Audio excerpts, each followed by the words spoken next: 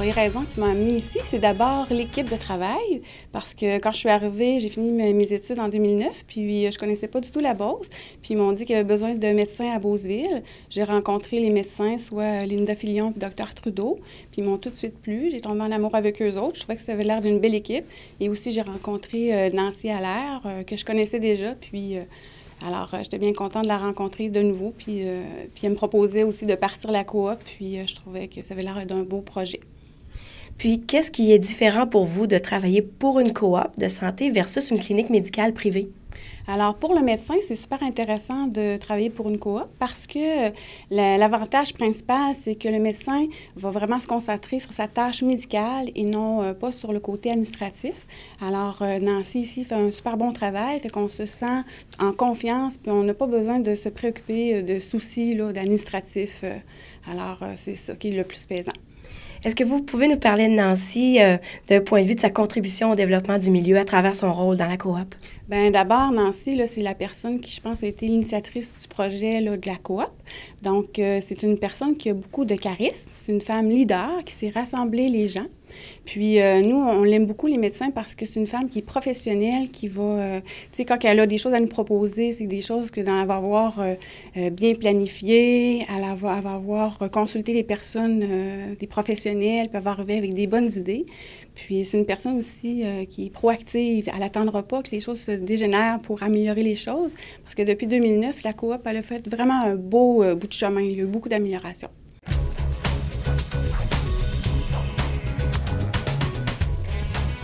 Après presque 4 ans d'opération, est-ce qu'on peut dire que la coop a répondu aux besoins du milieu? Oui, les besoins sont constants, mais nos objectifs de départ ont été atteints vraiment. Là, on est très contents. On avait 3 objectifs. Le premier, c'était de recruter des nouveaux médecins. Depuis 2009, on a réussi à recruter 7 nouveaux médecins. Donc, on en est très fiers. Dès la première année, il y a 2 nouveaux médecins en 2009 qui sont venus travailler ici. Le deuxième objectif qu'on avait, c'était de créer une ambiance, une grande clinique. On avait les plans qu'il y a ici dans la clinique, c'est 8 bureaux de médecins. Donc, ce qu'on voulait, c'était créer un effet d'attraction pour pouvoir avoir suffisamment de place pour recruter, en fait, intéresser les médecins. Ça a fonctionné. Même que maintenant, là, on est à l'étroit, là. Oui, c'est ça. On est comme toujours en crise de croissance, là.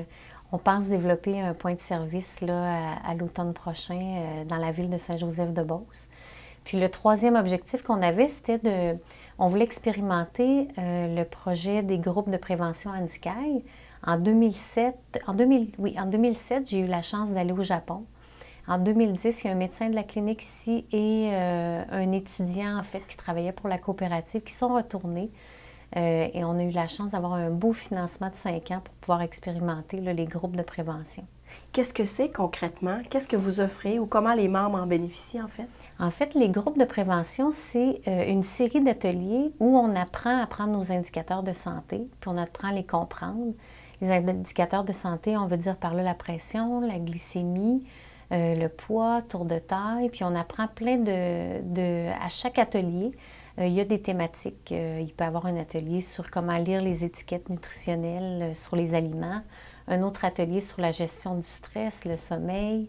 Il y a un atelier qui est très intéressant sur quand est-ce qu'on consulte un médecin, quand est-ce qu'on doit consulter au cours de notre vie un médecin de famille.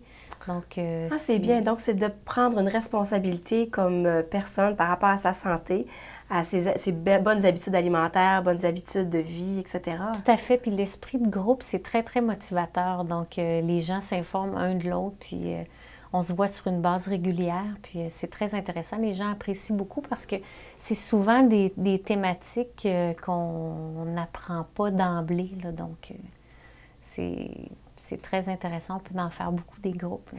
Et après quelques années d'opération comme ça, et du fait qu'au Québec, il y a une 50aine de coopératives de santé, puis d'autres probablement qui sont en train d'être créées, est-ce qu'il y a des coups de fil parfois qui se passent chez vous oui, ça pour souvent. Avoir des conseils? Oui, on a souvent de la visite. Il y a souvent des gens qui viennent nous visiter pour voir comment on fonctionne parce que dans les coopératives de santé au Québec, là, au niveau de la Fédération des coopératives de services à domicile et de santé, je pense que la coop de santé Robert Clich se démarque. Donc, il y a souvent les gens qui téléphonent. Maintenant, on fait des rencontres plus de groupes, là, donc quelques fois par année. on reçoit d'autres coopératives qui viennent discuter avec nous du fonctionnement. Des fois, c'est des coopératives en démarrage, mais des fois, c'est des coopératives existantes là, depuis quelques années. Donc, ça veut dire que c'est quelque chose de nouveau puis en croissance au Québec, les coopératives de santé. C'est nouveau, c'est en croissance,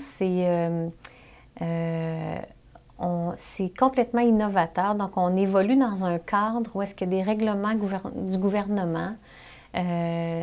Des fois, les règlements ne sont pas toujours clairs. Donc, c'est pour ça qu'au fil des années, la Fédération a été capable de mettre en place un cadre de référence pour que les coopératives de santé puissent opérer en respectant les lois, notamment celle-là sur l'accessibilité aux soins de santé.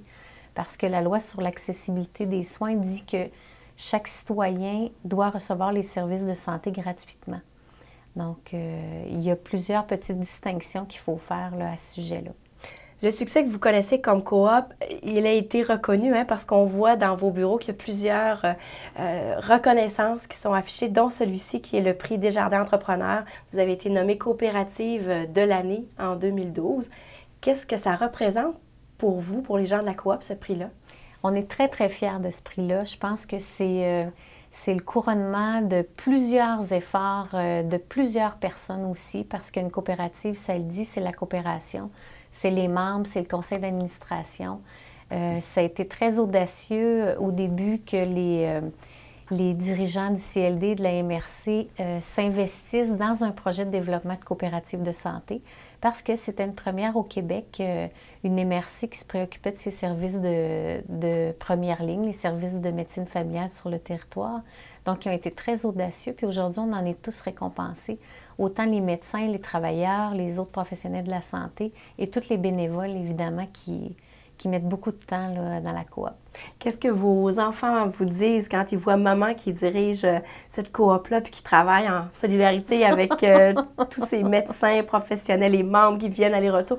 Qu'est-ce qu'ils disent, vos enfants, de pouvoir aller? Bien, je pense que la coopération pour mes enfants, là, ça fait partie de la famille. Donc, eux savent c'est quoi une coopérative. Donc, quand on dit des fois que nos jeunes ont besoin d'apprendre sur la coopération, là, les coopératives, ça fait partie de notre vie de tous les jours dans la famille. Donc, j'aimerais bien qu'ils puissent grandir, même eux-mêmes, en s'impliquant dans des coopératives, puis même, qui sait, dans le développement des coopératives.